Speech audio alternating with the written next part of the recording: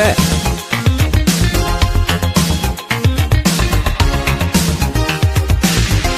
Oh! Yeah! Guess who?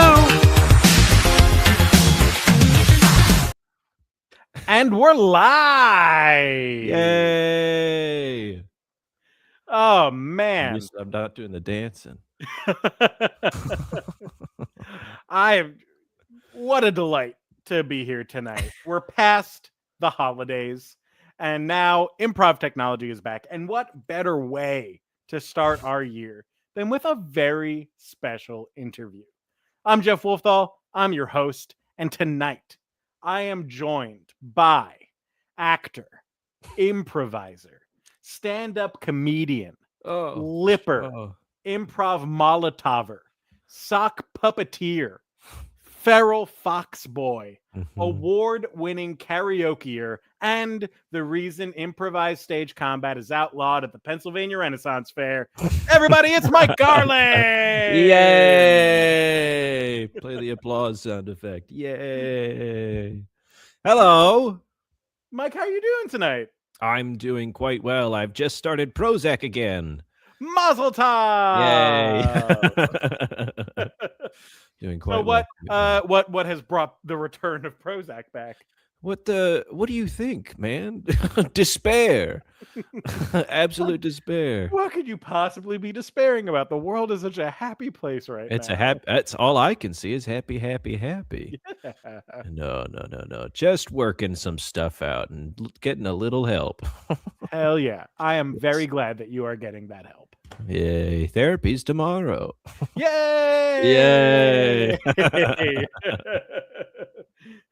What was the thing that drew you to this particular therapist? He was in my network, and that was the main thing.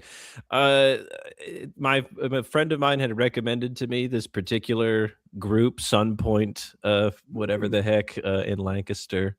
I've known several people that have gone through there and have had good experiences with their people. And so now I have a lovely 28-year-old therapist that helps me a lot. I was unsure when I first got in there. I had to grill him a little bit. I don't mean to be disrespectful, but what's your background, my man? You're a little young from what I'm used to. What life experience do you have? Yeah, he's through a lot. He did like some sort of program with like troubled youths or like I think even adults with like a kind of aggressive disorders kind of thing. So he's been through the ringer, and he pushes me in very good ways. I enjoy him a lot. That's awesome. I'm very glad to hear that. Yes, thank you. Me too. Yeah, we'll see old Tim tomorrow. All right. Well, thank you on behalf of all of us. Thank you, Tim. Thank you, Tim. Don't fuck it up, Tim. No. My favorite thing is making my therapist laugh. I think that's the best part. But he doesn't like Jim Carrey, and I've lost a lot of respect for him since finding that out. We talked about a few things. He doesn't like Adventure Time, or has never seen what is the Truman Show and stuff. He said something. I was like, I can't respect your taste in things anymore. It means nothing to me. You see, you get satisfaction out of making your therapist laugh. I get satisfaction when my therapist goes, "Oh, that's a good metaphor. We can use that." Oh yes, give them new tools. Yes, I'm like, yes, I am a writer. I am a metaphor. There we go. We all like getting our attention in certain ways. It's very good. Everyone just likes being called a good boy. Yeah, that's good. That's the biz. Well, Mike, first thing, I mean, we've done other things, so this isn't really the first thing, but a first thing before we get into like the interview questions. Happy belated birthday. Oh, thank you. Thank you very much. And happy birthday to you and the rest of the world. We all celebrate and observe. We all throw a lovely party. Yeah, how does it feel to be a New Year's baby? To know that everyone is celebrating, at least when your birthday begins. It's truly incredible. Some folks are like, isn't that too close to Christmas? I'm like, I could go literally anywhere and just have a good time. If I want to, I could go out to a bar. There's going to be popping. It is difficult to get people together Mm. specifically for me. But like the most of the partying for that stuff happens like the 31st into the first, and then like because like this year I went bowling and I went to round one to do some arcade games, and I always bake my own cake, Aw. some other stuff, but it's absolutely lovely. I don't think there's a better birthday. A friend of mine sent me a thing the other day saying that January birthdays are inconsiderate because the New Year's just started, and I'm already making it about you. Like, no, no. Mhm.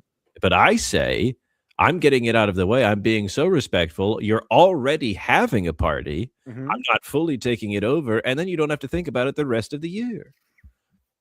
It's true. It's It's quite true. The like, because I'm also a January birthday, but I get the good. end of the month, so like I'm a Yeah. little more separated from the holidays. Mhm. But it the thing that I have found the most annoying is that it really messed up my lunar zodiac, like my Chinese zodiac, Mm.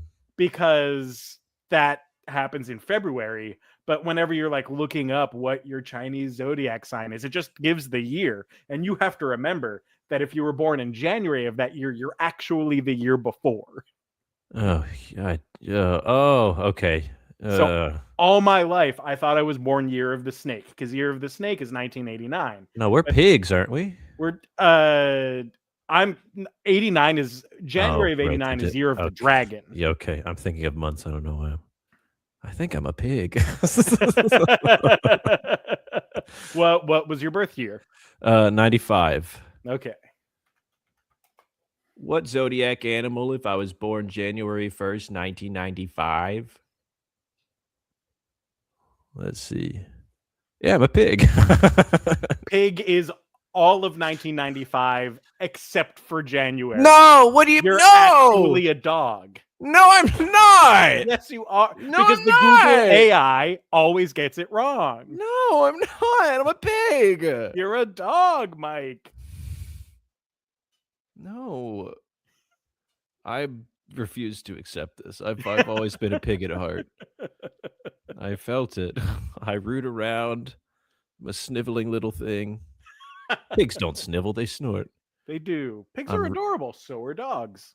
yeah, it's such a I don't wanna be a pig. Didn't know I felt so strongly about this.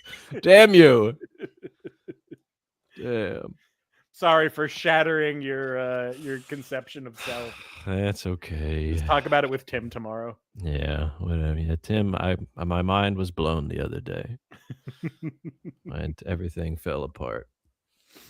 But No. you said that you always make yourself your own birthday cake. What kind of birthday cake did you make Mhm. this year? Yeah. I say always, but it's only been, like, the past 3 years or something, I think, ever since I've started I don't know when I started it. Goodness. No, I have to have done it more than that. I couldn't remember. It's always a yellow cake with chocolate frosting, Hmm. because that's what my mom would always make for me and my twin sister. Yes, you are a Um, I twin. am a twin, lovely twin, and it's just a staple, and I have to have it. Um, I've started to think I might be more of just a chocolate on chocolate kinda guy, and I might wanna experiment, but at the very least, if I change it up next year, I'll still make maybe just a batch of cupcakes, Mhm, or something with the standard mhm. and then switch it up to something else. I'm trying to there we go. There's the beauty. Come on. Oh, that is Isn't that lovely? pretty. Yeah. I normally make it by myself, but this year I had the lovely assistance of, Megan Albasi. Aw, Yes, I celebrated my birthday with I don't think they'll mind. This is Ian. cute. So it was you and the L babies. Yes, yes, it was. We had a great time. That was my New Year's Eve was over there, and, uh, That's lovely. yeah, it was really good. Megan was incredibly tired from being the hardest working mother, and so she crashed at a certain point, but she managed to get back up to see the ball drop and tell me happy birthday. Nice. Yeah, babies are great. They were a great time. Good hangs. I bet. Mhm. I the one Lincoln, they've got a ball pit. Ooh. You're asking me earlier what I could talk for a long time about. I could talk to you a long time about other people's babies. Um, But little Lincoln, he's got a little ball pit, and you can be real rough with this kid. They throw pillows at him, they flip him. He's great, but he gets in the ball pit, and you can just pick it up and shake him around like it's a washing machine. And so you just get there and you get down, the ball settle. You see his big smiling face. More. God, get that kid in front of Alexis. Get them stunt training. Mm-hmm. Oh yeah. Oh, he's a good little flipper. Mm-hmm. He'll be good at that. Anywho, So what do you think makes you so fun for other people's kids? that's all I do is play pretend. Put the mask on and go.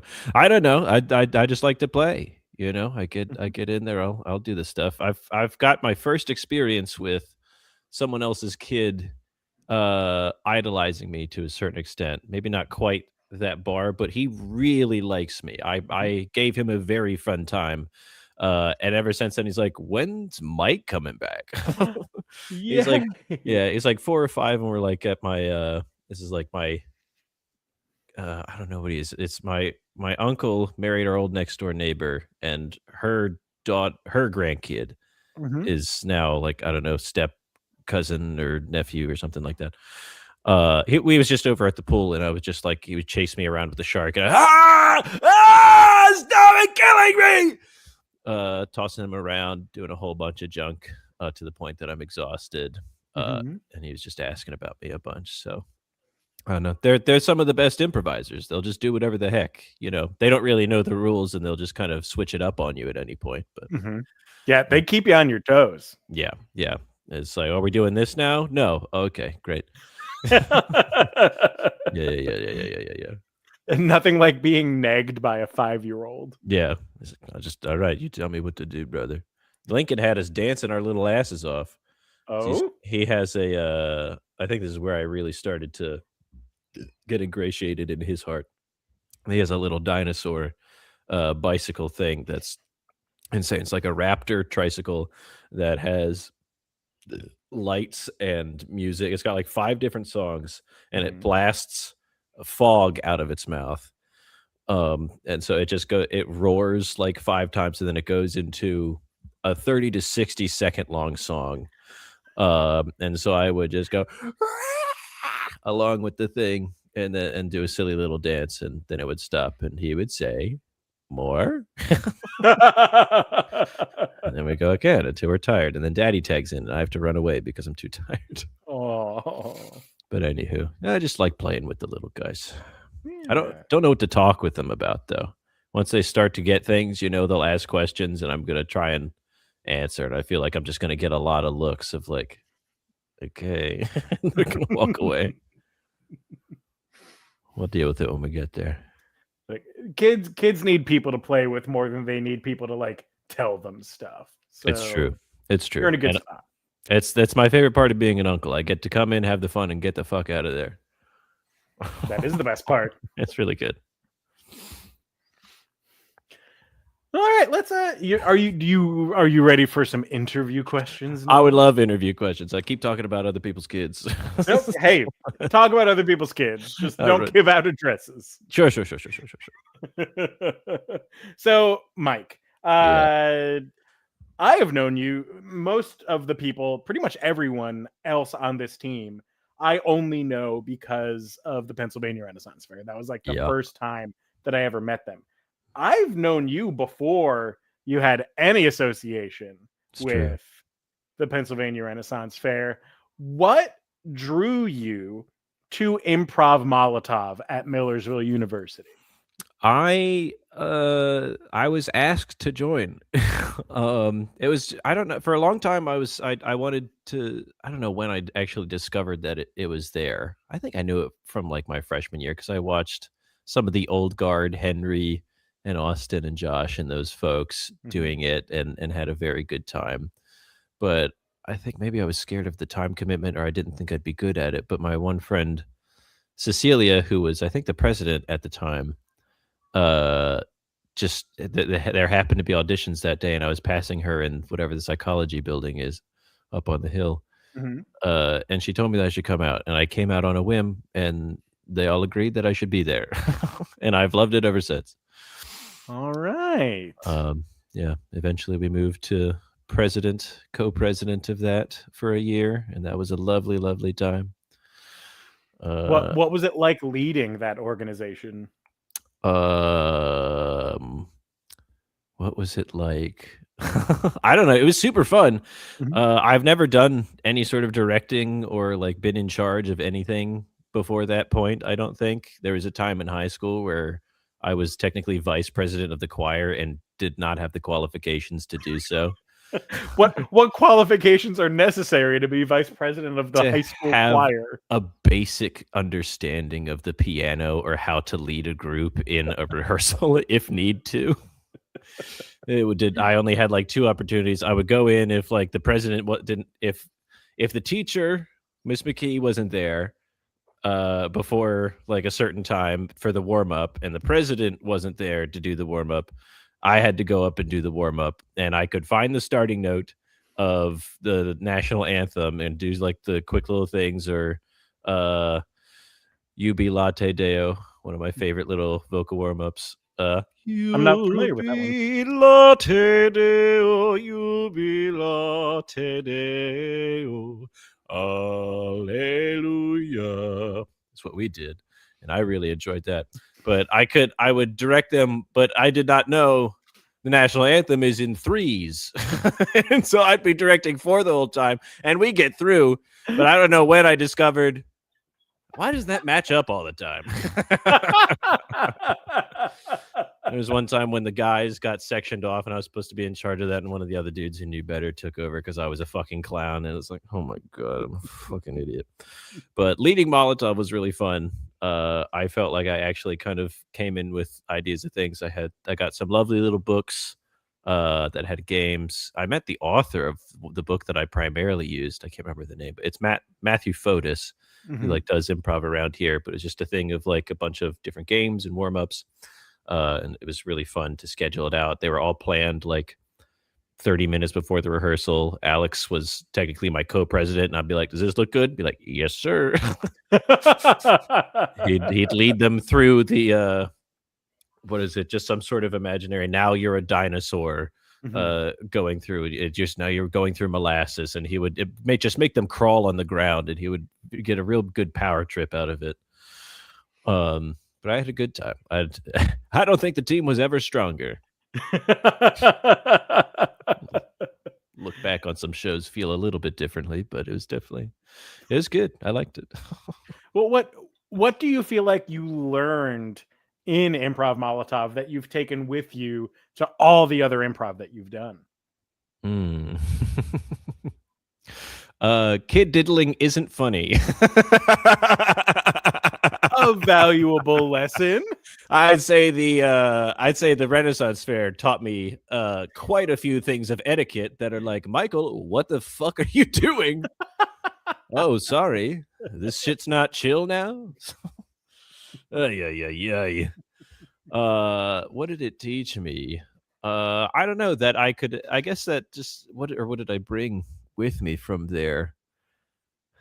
Golly, I don't know. I could barely even remember warm-ups and stuff. I think it just gave me the knowledge that I'm capable of leading a team.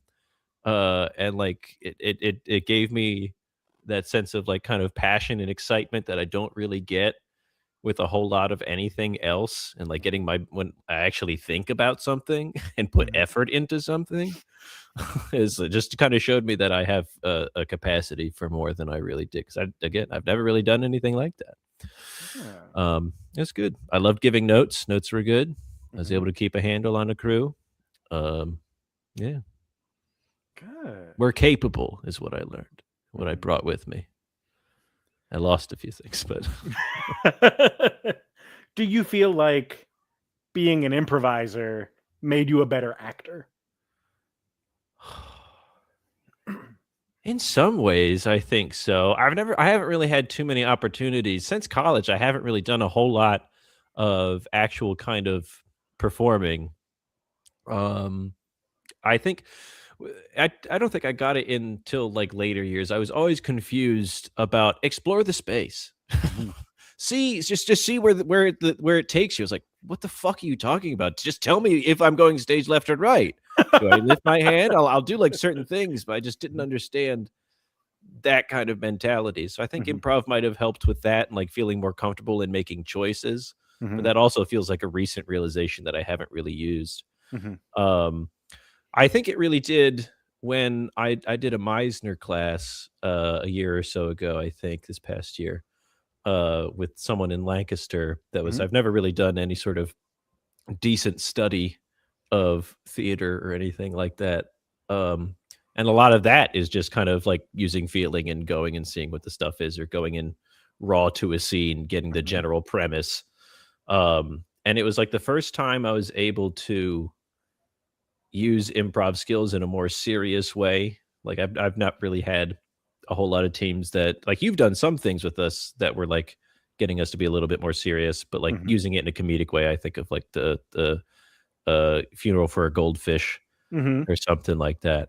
Um, but like actually not trying to make people laugh and just be present in the scene is incredible. It's magical. I was feeling things, and like the because my scene partner for the first one that I did, it was I went into the scene having like crashed my car and wanting to go to her faking my death. Like I was cheating on my wife. Mhm. I was having an affair with this woman, and I went into the scene just thinking she was on that same page of like she would be willing to accept me into it. She was like supposed to be my boss or something, like we'd been doing it for a while. Mhm. And we got into it, and like I was like proposing the idea of like staying there for a while, and she's like, "What are you doing here?"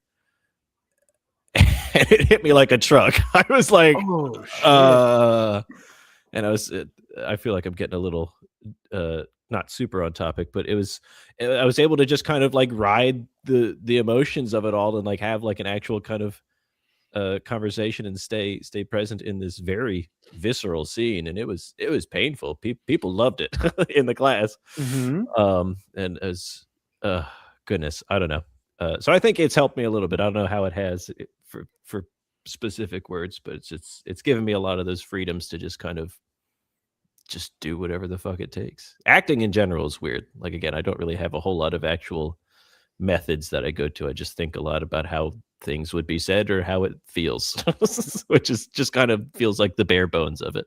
Mhm. But I like improv. Yeah. And you've been on a fair number of improv teams Yeah. so far in your career, and you're still young. But is there something like a through line that you find with the teams that you've been on that you feel are successful or really fun to be on, like a commonality amongst them? um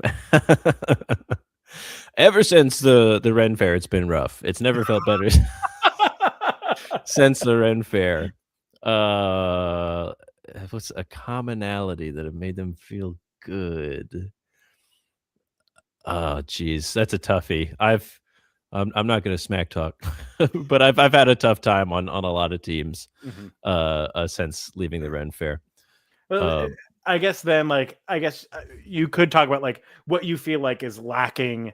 on those teams without naming any given team, but like Yeah. the thing that you feel like is lacking on teams that you don't enjoy versus what was there on the ones that you really do. I think there's I don't know. I wanna say say because the teams I've been on, it's very hodgepodge, but the Ren Fair is very hodgepodge and, like, Mhm. but it's like filtered hodgepodge. You come in and you select good people Mhm. that are there with the talent and that have the stuff. I mean, with the Ren Fair, there's just a whole lot of trust. There was a lot of, actual good direction of and, like, getting good notes. There's people that Yeah, you hear that, Ren Fair? I was a good director. in my time, I learned a lot. Mhm. Um, and so, let me see. Yeah, there's a lot of that trust. There's people showing up to do work in a lot of the same ways. I've struggled with teams where folks are coming in, they're not coming in on time, Mm. or not really having energy in the warm-ups. We're not really joining. One of the biggest things is like we're not all.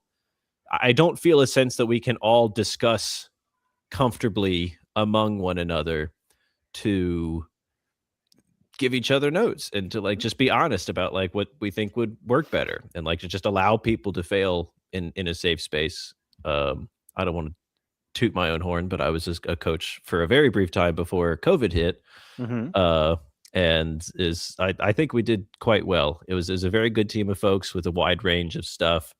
But we got in there. We had actual kind of specific plan for the day. A plan helps. Mm-hmm. Coming in with literally anything prepared is a good step one. Mm-hmm. Coming in with like specific ideas of what to work on and skills, and then using those skills to go into games or scenes or whatever. And like when you're doing this, focus on what we just talked about and see if you can see it play out in real time.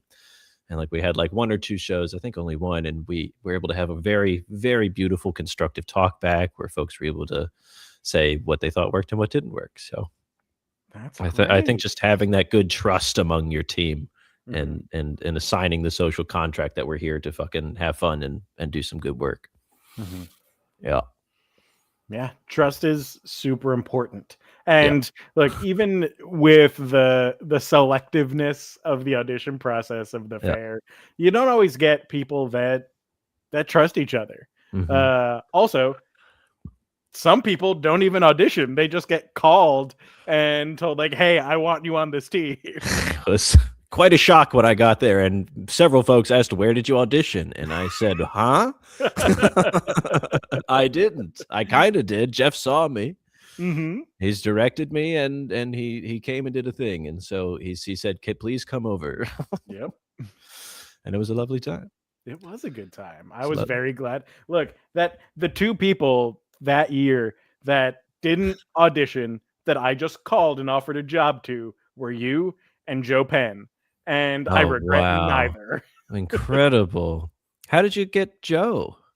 Joe was on cast with me when I was an actor in Mm. 2014. Hmm. And then in 2015, Joe didn't get brought back, but he was Master of Arms for the Joust Company. Mm. And then 2016, he didn't even do that just because of like a weird miscommunication between him and the head of the Joust Company. But he ended up like doing a big tour and stuff Mm. out in Arkansas. Hey. But we got to 2017 and we were short 2 actors from the audition process. They just like Mm. people bailed out from like we had offered them and they had accepted, and then before they signed the contract they were like, nah, never mind. Yeah. Because that's very understandable when you're offered $300 a week, maybe, is what Hey, actors were 350 getting if you paid at the don't live time. there. There you go. Biggest mistake of my life. um so I was like, okay, I know at least 2 improvisers. Mhm. And so I called you and Joe, and it Wow. worked out great. Incredible. Mm-hmm. I've learned new things. I love that. Well, good. Let's see. Oh, all right. Next question. Almost every Thursday after we sign off from this show, Yeah. you head to a bar and do karaoke. Yeah. What to you is like what? How do you pick a karaoke song? What makes a good karaoke song for Mike? Oh, for Mike. Okay. So this is something I can't talk about for a while. What makes a good song for Mike in general? First, I'll start with what makes a good karaoke song, because I've done a lot of watching. At least you can't. The biggest faults I see in people picking a karaoke song is typically with the white women. They get up there and they do a song that they aggressively know the chorus and nothing else. They get to a point you realize how little you really know a song. It's like, oh, this is a really fun when I sing it in the car. But have you really screened it? Have you really thought about how it's 4.5 minutes long? And after the 1.5 to 2 minute point, it's basically just instrumentals or the chorus a million times? I don't think you have. I don't think you have. Oh my goodness. So I honestly, I think that's some of the only things that people fuck up is picking a song they don't know, picking a song that's way longer than they remember, or a song that has way more instrumental, or chorus repetitious bullshit that no one wants to listen to for another a minute and a half to 2 minutes Mhm. at the very end. What's a good song for Michael is a raucous villain song. Most any will do. We got Oogie Boogie. I would never be able to do it. A lot of the songs I like are not ones that other people will like because they're very bizarre. They're really big. Because I would do Hellfire from Hunchback of Notre Dame in a heartbeat. But Mhm. I don't think anyone there would really want to hear Hellfire, Dark Fire. I would watch you perform that at a karaoke bar. Oh yeah. 100%. Yeah, I will go. There's a word in there that I've been pondering. I don't know if it's one that's technically a slur, and so I Mm. don't think I can do that publicly. I love the song. Mhm. It is the 90s, it's the early 2000s. It was a different time. Different time. I have a whole I don't truly I need more songs in general. If you have any good baritone bass songs, that would be fun. Because the hard thing is I love a lot of the songs I like are or that would like to do are pop songs and like tenor bullshit Mhm. that's like just barely out of my range. But they're like all the good ones and all the ones that people want to listen to. When You're Evil by Voltaire is one that I would love to do. I'm an Okay. Alcoholic, Dent May. Oogie Boogie gets in there a good bit, another Mhm. Voltaire song. Oh, I wish I could do Drunk Again by Real Big Fish. It's too much. There's one called Mask of My Own Face, which is just really goofy. There's one called Skeleton Appreciation Day. They're all just very weird or they're very sad. Mhm. Uh, or we got some of my best ones. Start Wearing Purple, Go Go Bordello. Most Okay. people don't know it, but when they hear it, it's an absolute banger. Mhm. Uh, let's see, Poor Unfortunate Souls, Villain Song. Country. I need to get into more country because I think that fits my voice a lot better because I like doing Prop Me Up by the Jukebox. Okay. Let's see. Let's yeah, a bunch of goofy shit. I've got like this whole playlist, but like I can only really sing. I probably do like 20 of these Uh-huh. truly consistently. Like a lot of them are like dream songs that like I just either don't put the time in or like it's absolutely impossible for my voice to realistically do it. So yeah, I don't know. Did that answer your question? Absolutely. I like Okay. I had no idea that you put so much thought into it that you've created a playlist of karaoke songs that you want to do. I have to because I can't recall things very well most of the time, especially music. I've never been good. I've never been the kind of guy who really sits down and listens to an album. It Mhm. was always I thought it was excessive to have more than 100 songs on my iPod because it's like how could you ever listen to more than that Uh-huh. in a day? Like what's the point? And so or just in a sitting, you're never gonna run out. And so I knew Mhm. those songs very, very well, but I would only like get individual songs that I like and buy them off of iTunes and not fuck with the rest of the thing because I just knew that I liked the ones. So you only ever Um, spent $100 on music. LimeWire, baby. Sometimes we buy it. Um, but yeah, it's there's things because you got to think about if people are gonna you got to get the people pleasers in there. Mhm. I got to get Frank Sinatra in. Folks are gonna love that. Everyone, you got to get your coming out of my cage. I'm doing just fines, Mhm. all that kind of junk. But I like to throw some curveballs. You got to really play. You open up with one that can get the crowd into you, that can hopefully get some energy up, and once they get to know you, then you can come in with a second beat of doing something crazy, and then you close it out with a great finisher. Oh. So minimum 3 songs a karaoke night. Yeah, well, that's at least the limit that mine allows. But yes, if you want to, if I had it my way, I'd be up there all night. Get all these other schmucks out of the way. Give me all your applause. Let me just do it, guys. I got this shit. So, besides song choice, what do you feel like is necessary for an award-winning karaoke performance? Because it's more than just the song. Oh yeah, you gotta have the theatrics in there. If you know it well enough that you can make eye contact with the people, actually have a good ear for music, because sometimes even the screen will betray you. The song and the lyrics are not properly synced up in whatever fucking fucked up version they have. So if you can do it confidently It's just all confidence, baby. Mhm. You just get in there. You're not hugging your thing. You're making the contact. You're getting big, not too big. You don't want to be like a drunken asshole. Mhm. And because there was one guy that came in and did Pink Pony Club, and he just didn't know. He didn't know it at all, and he was just kind of yelling and just doing. He was not hitting the notes is a good thing. Mhm. Knowing the Mhm. song. When I won that award, that I did not use the tickets to the Fulton, that I need to see if there's any chance I can cash them in and trade them out. It's definitely too late at this point. That was that was Halloween. But for my award, it was the judge. Have the judge specifically request that you do the Oogie Boogie song and have him say that your costume's not good enough. Put this plastic bag with holes in it on your head and do the Oogie Boogie song. Jesus. That's how I did it. That's what Okay. that's what makes an award winner here. Infinitely repeatable method. Yeah, I think just being a confident, beautiful singer is really what will help you most. So Okay. Okay. So I am not much of a singer. okay, I can do patter songs. sure, Minimal actual like vocal talent required. So usually I just do yeah, like 1 week by the Bare Naked Ladies yeah, because I know I have the like agility to get all of those words out and I know it pretty mm-hmm. well. It's What beautiful. is a song that you would recommend that I do for karaoke? Oh dear God, I don't any of the people pleasers, man. Mhm. Any of the big ones. Gosh, what's pop? What's pop? The coming out of the white people pop songs or the, Uh-huh. the the the punk rock songs, pop punk. Oh, okay. Uh, and any of those will get people on your side. Even if you want to be the guy that just does the tequila song, Mm. tequila.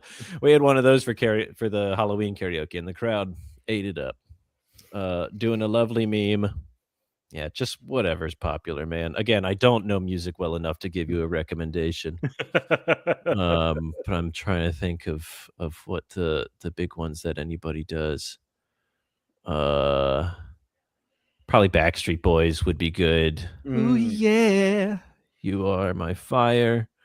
Uh, Probably something that's good for the white women. They'll always get in there. If you get some Party in the USA, Mm. you can ingratiate yourself in that way as long as you're in there having fun and doing what they like. All right. So aim for the white women is the advice that I'm getting. Aim for the white women if you want to be super successful, because there's always plenty of them, and they'll definitely sing with you if you hit their fucking their chord. All right. Y'all heard it here first. There you go, get them.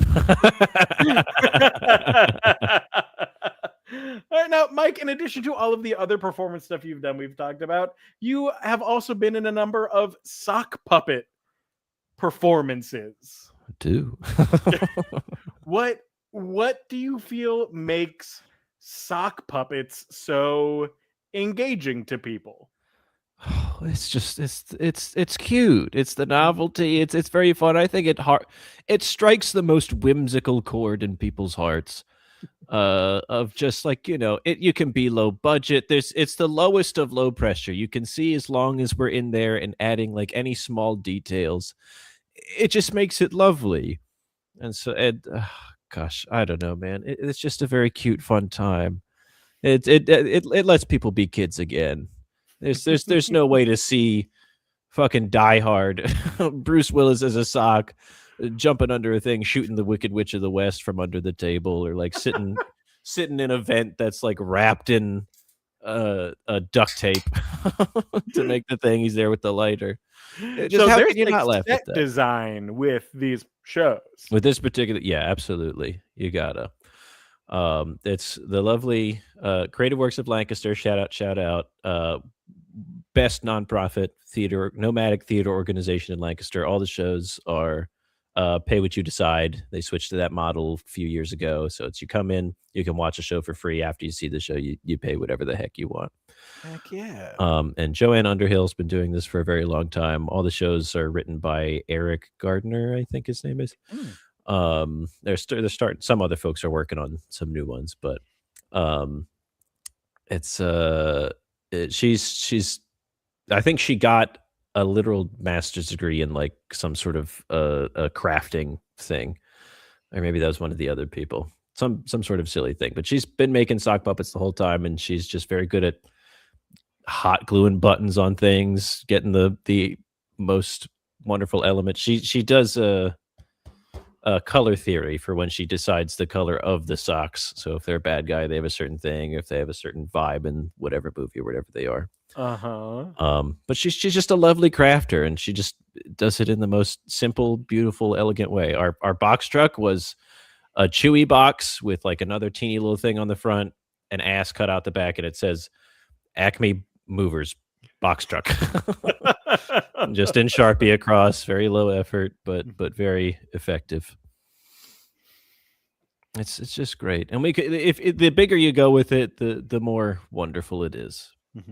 But it's a balance of like simplicity and detail. Like, I think so. Yeah, choosing the right things to put a bunch of detail into. absolutely. Just where you put your spectacle.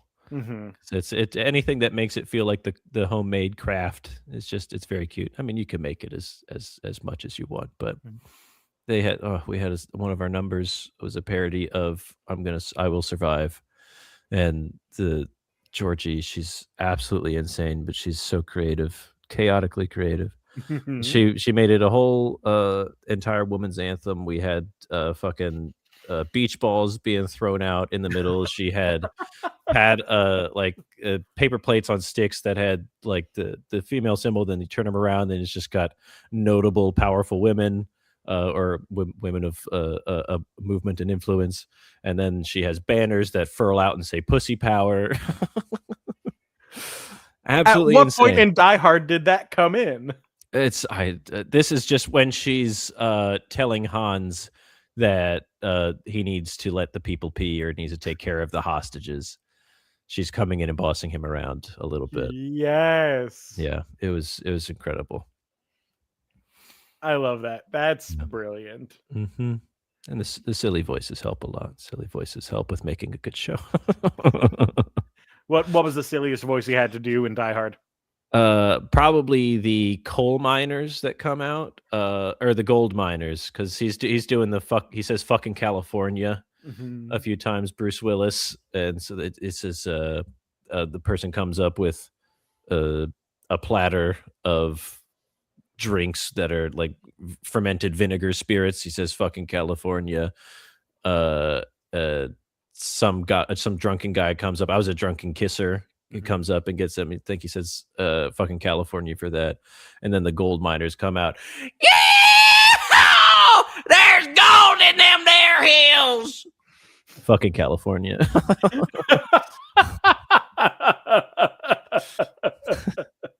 It's one of my favorite jokes. Fantastic. Yeah, I like that. Fantastic. All right. So, Mike, what has been your favorite stage performance that you've ever worked on? Doesn't need to be a straight play, a musical, a puppet show, improv show, whatever, but just like, what would you put on? Like, you could even give me top 4, your Mount Rushmore of Mike Garland performances. Okay. My favorite. It's got Dog Sees God has to be up there. One of my just because I'm here. Absolutely. The judges were right to not send us off for there's a terrible show. Bastards. I can't. I could never stop gloating about that. I'll always say I wish there was a recording because I want to know if I'm crazy, but it felt so powerful and wonderful. It was like the first There's time. Not even pictures. I couldn't find a picture of you in that show. I've got a few little ones from rehearsal and stuff, but I think it's mostly from like like Taylor taking pictures during rehearsal. I get sent them every now and again by her.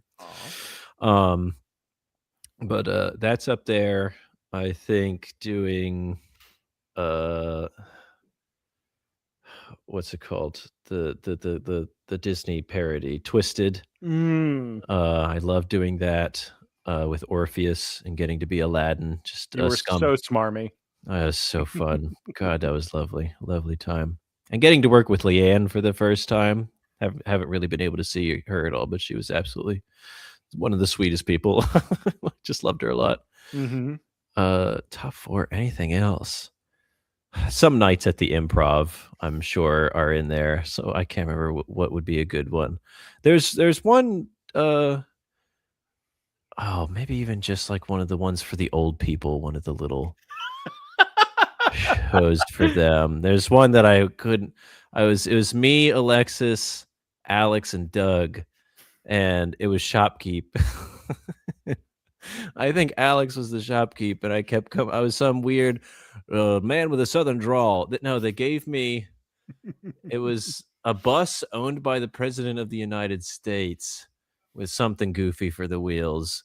And I was just some southern man that kept coming in and out of the store. I was like, hold on, I'll be right back.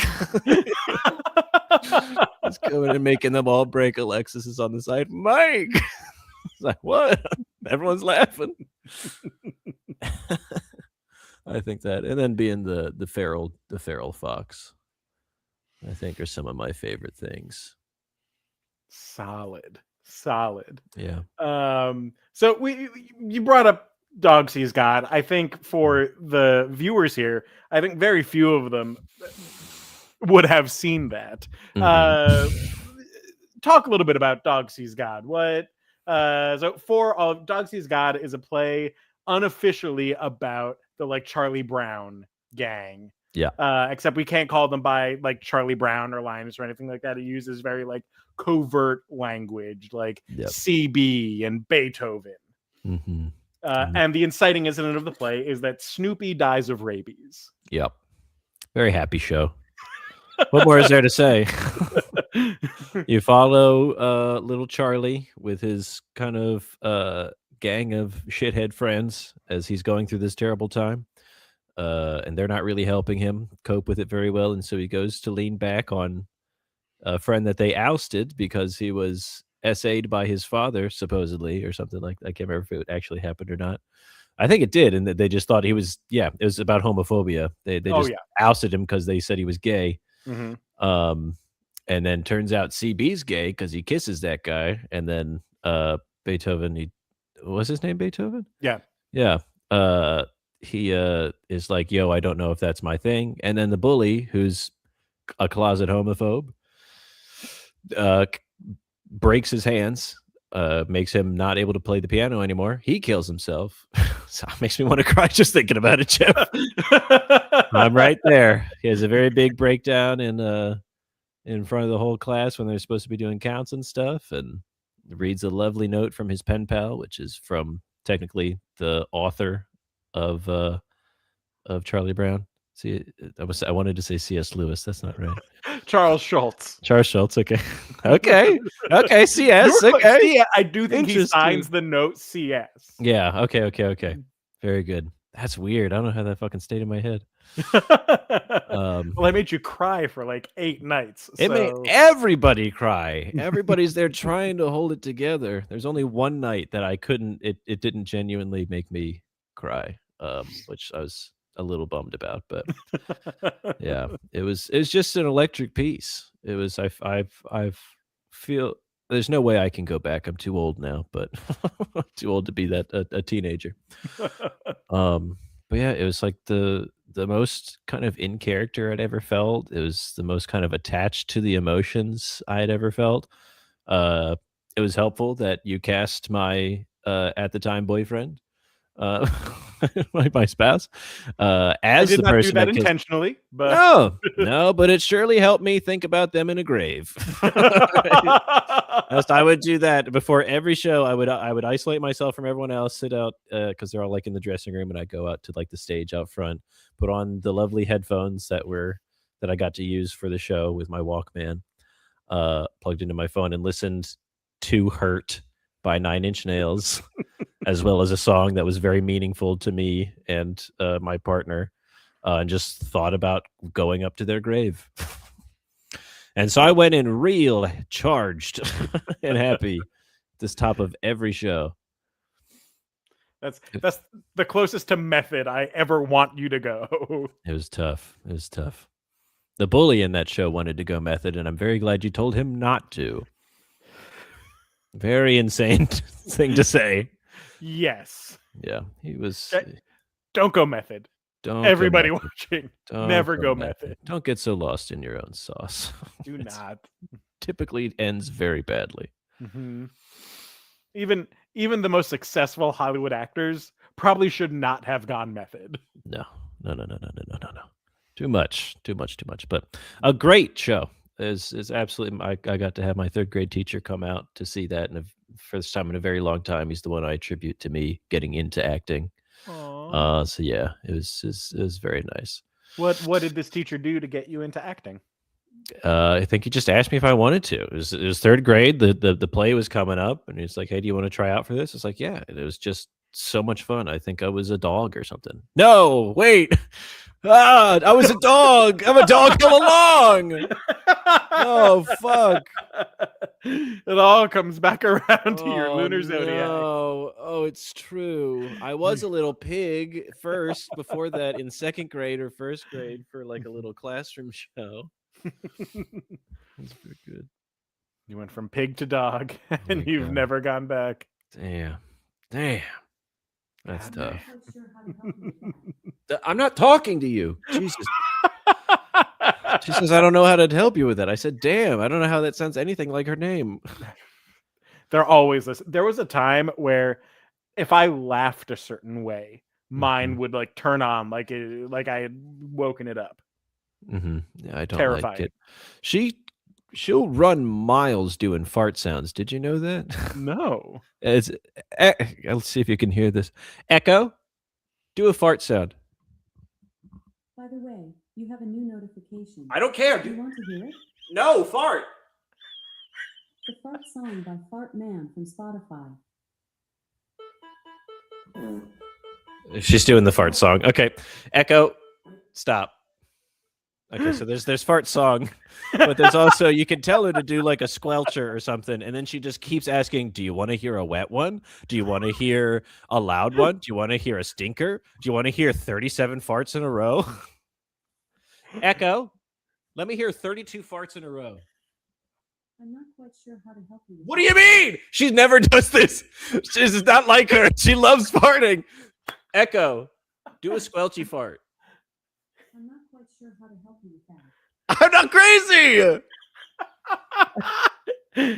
She's got performance anxiety. Echo, what's the alert? Tell me about the alert.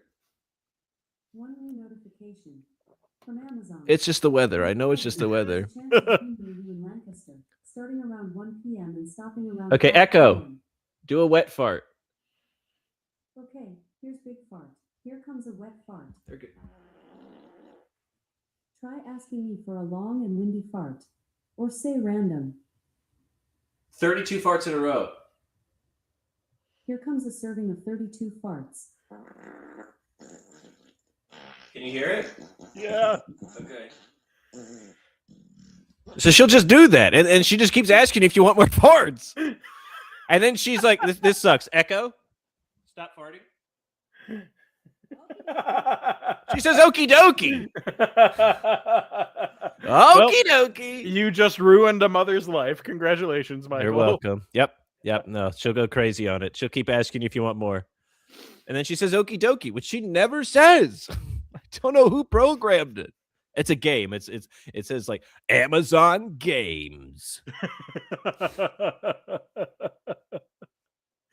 Wow. What a game from Amazon. Look, AI will destroy us, and we're gonna let it because it'll also make fart noises. Yeah, what more could we ask for? World might be burning, but fuck, I could just tell someone to fart anytime I want. There we go. Farts on demand. Is it all that bad? Mike. Hey, Mike. Yep. Do you still have any Cutco knives? No, I don't. I lost them in the divorce. Oh, wait, no. I do. I have one. I have one singular knife. Is the only one that I actually earned while I was there. It's just a one of the butter slash a butter knife with the, was it the double D edge? I think that's what it is. I don't know. It's just their fancy serrated thing. It's a good knife. Yeah, I was gonna say, is it a superior butter knife? It's real. It's pretty good. It's very solid. It cuts very well. I use it a lot. I say that I don't know the last time I touched it. Anytime I do need to cut a steak or something, that's what I'll go for. It's a very good knife. But no, a lot of our Cutco knives were. I think I might have one other actually. I've got a cheese knife, like the only two I earned. But Ooh. Frith was the long time salesman, so they got the fuller set and stuff. Oh, I did not know that they Mhm. also sold. Oh yeah, way before me. Is that how you got into it for the brief time? God no.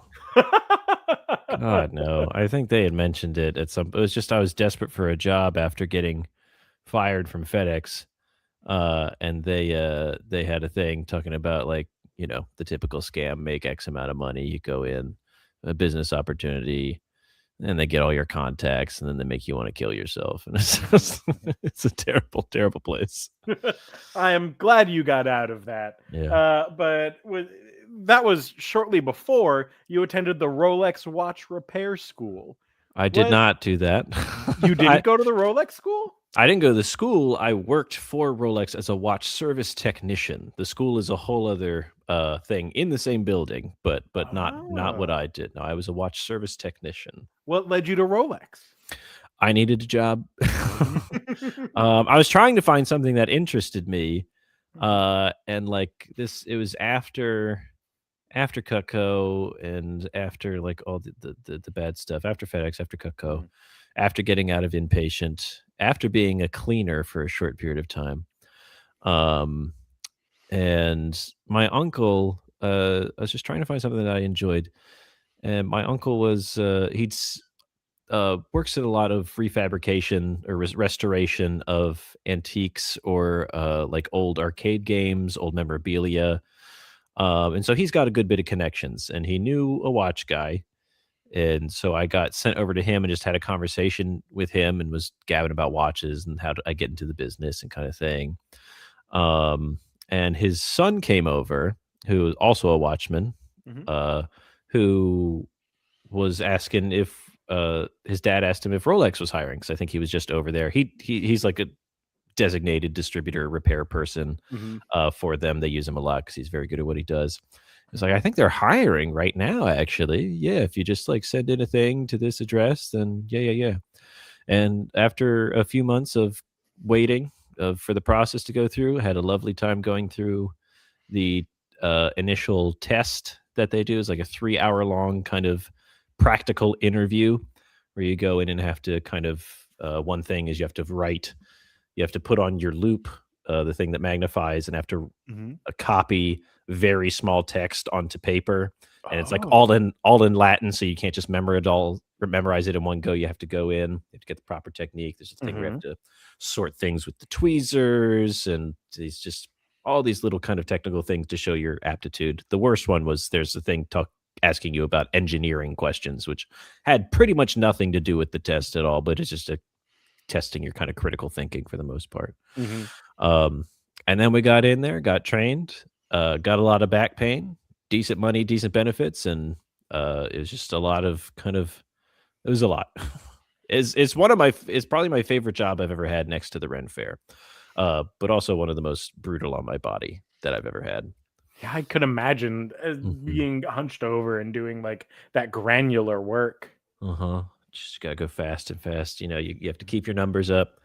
You get a box of 5 watches per day, basically. You've got to get through at least 20 in a week, I think. So you're getting through like 0.8% of a box total in a day or something like that. Or Mhm. I can't fully remember, but you had to get a quick turnaround on disassembling and reassembling these puppies. But it was super cool. I was literally just the other day I was trying to draw from memory the what the parts and the kind of the plate and the what are they called? All the gears and just all the pieces. Wow. Yeah, the bridges. The bridges. There's the bridges. You got your gears. You got your reversing wheel and your second wheel, your minute pinion, a lot of pinions and springs, and it's just really cool. That sounds really cool. Like it makes sense the like that Einstein like started doing watches. Did he really? I think so. How Or about that? Oppenheimer, one of them. One of them. Because there's a famous quote of like, I should have stayed a watchmaker. Mm-hmm. Some smart guy was tinkering inside of watches. Right. Right. Yeah. Einstein was an electrician at Oktoberfest in Munich in his youth. Very fun. No, you do know puked stuff. on a couple times. Oh, that's lovely. All right, Mike, this is the last series of questions. Okay, great. Kind of like frivolous, fun questions. Great. But I want you to pick a topic to go into them with. TV, movies, or books. Oh, I guess movies. Okay. What is the first movie you remember seeing? My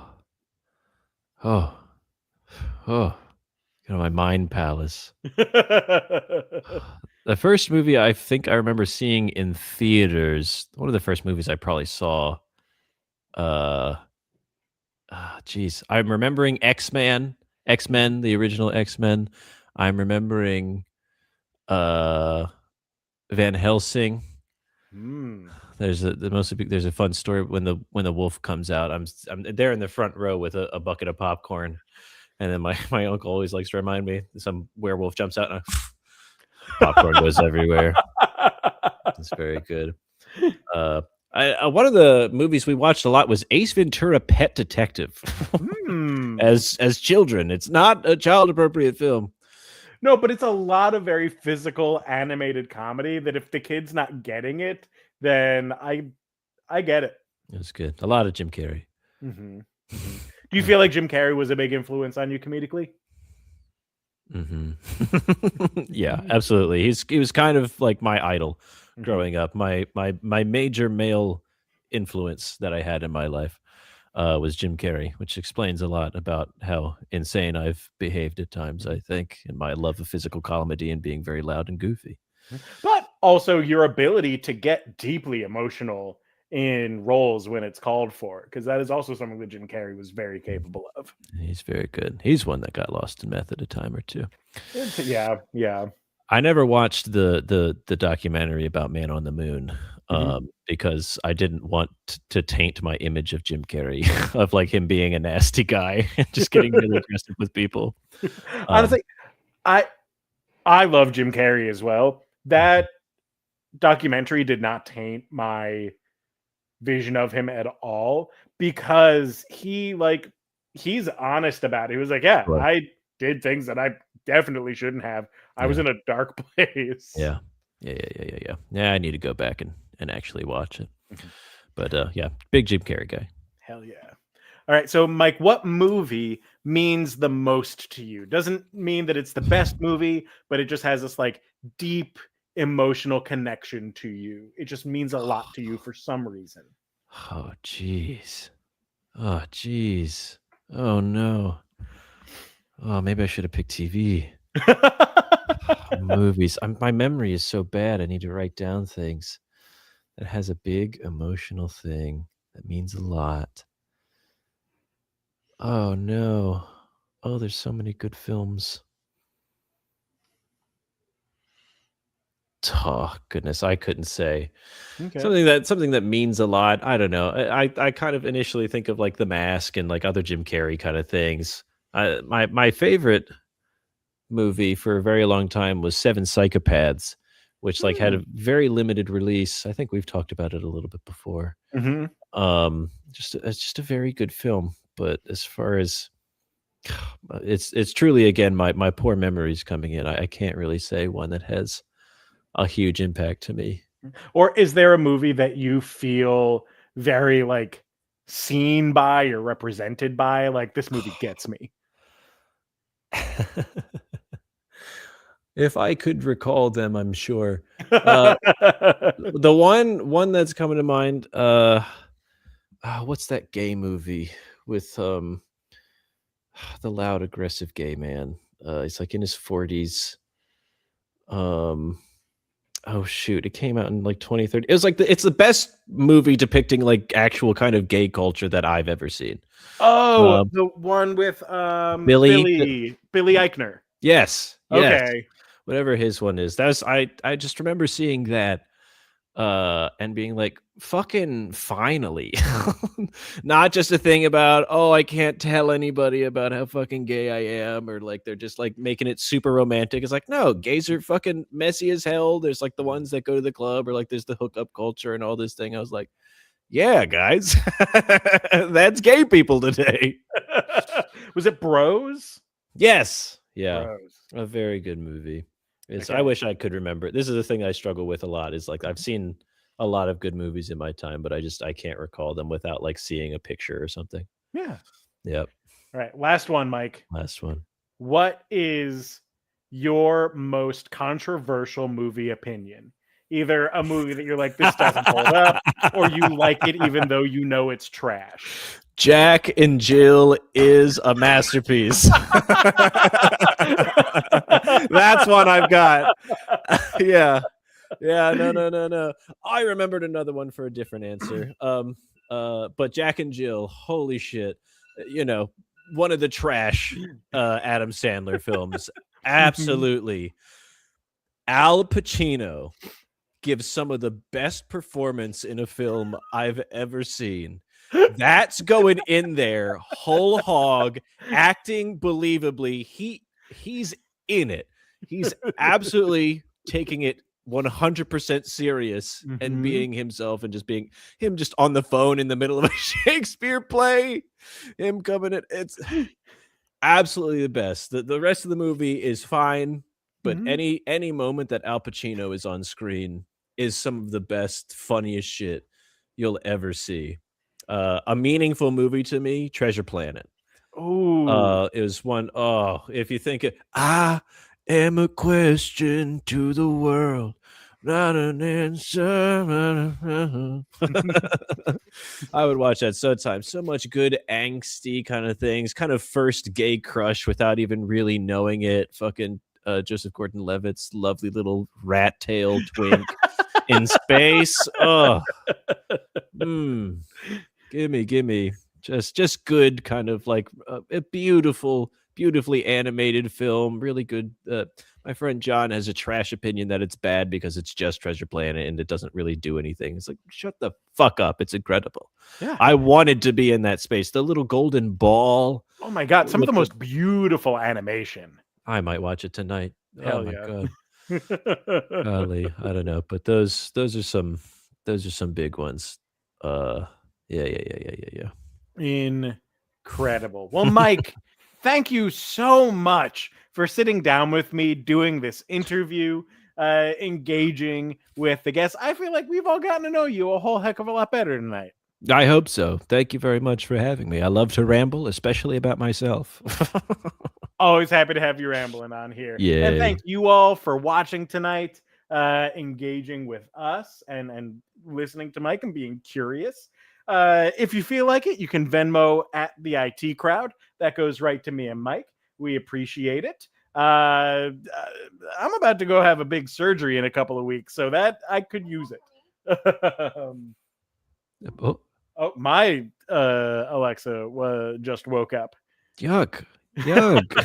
Very weird. She wants your heart. Alexa, because it's more dignified than Hey Robot. What can I do for you? Nothing. Thank you. You're very kind. I don't need you right now. No problem at all. Catch you later. Anyway, Venmo is great. Thank you all. We will still be doing Improv Technology while I am out recovering from my surgery. It'll look a little bit different. We'll tell you more about it in the Discord, which reminds me, if you're not in the Discord, get in the Discord. That's how you can contribute questions to our suggestion post, which we'll use this week's suggestion post next week. So if you didn't get a chance to respond to it before tonight, you still have time before next week. So thank you. Mike, anything to say to the good people before we depart? Just make sure pray for his heart to not explode, guys. Thanks, Mike. Yeah.